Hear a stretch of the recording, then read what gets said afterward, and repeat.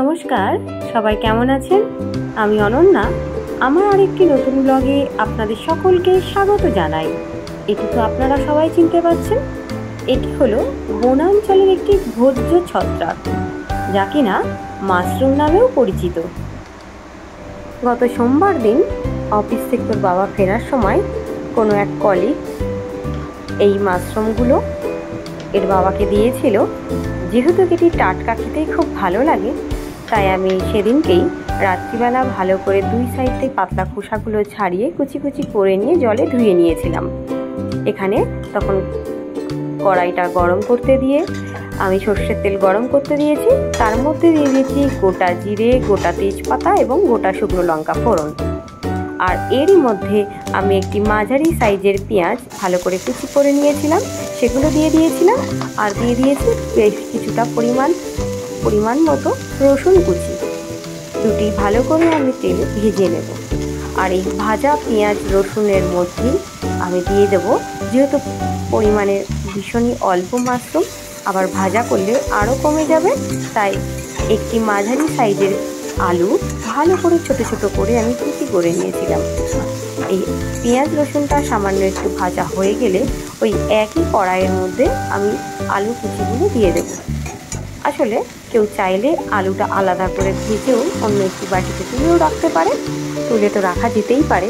আবার আরেকটি বাটি হবে, অর্থাৎ মাজতে হবে। সেই খাটনি কমানোর জন্য যদি কেউ আমার মতো এই প্রসেসে করেন, সেটিও কিন্তু খেতে দুর্দান্ত স্বাদের হয়। আর ভাজার সময় তো অবশ্যই লাগবে সেটি নুন এবং হলুদ। এখানে আমি পরিমাণ মতো সন্দক লবণ দিয়ে দিয়েছি, আর দিয়ে দেবো হলুদ গুঁড়ো।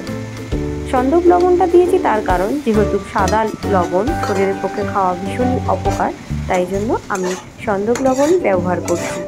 বেশ কিছুদিন যাবৎ আমি সন্দক লবণটাই ব্যবহার করছি এখন, তাই সন্দক লবণ দিয়ে আবার ভালো করে একটু নাড়াচাড়া করে নিয়ে আমি একটি ঢাকনা চাপা দিয়ে রেখে দেবো।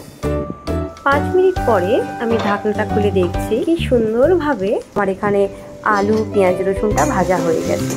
আর দেখুন যতটা পরিমাণে আমি তেল দিয়েছি, পুরো তেলটা টেনে নিয়েছে।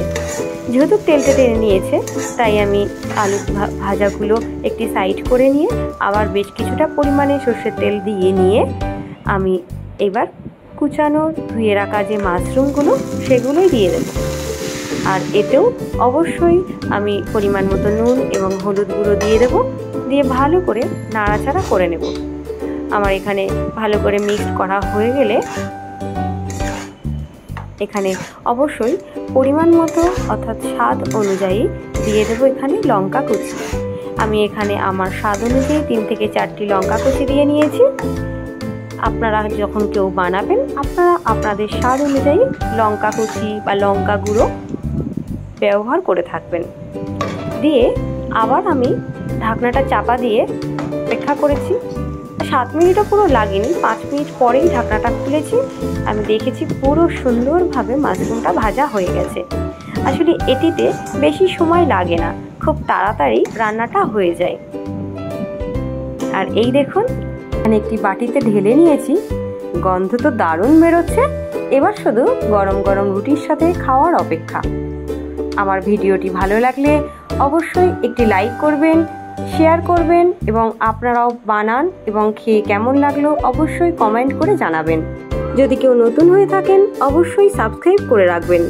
সবাই ভালো থাকবেন, সুস্থ থাকবেন। আবার দেখা হবে অন্য একটি ব্লগে।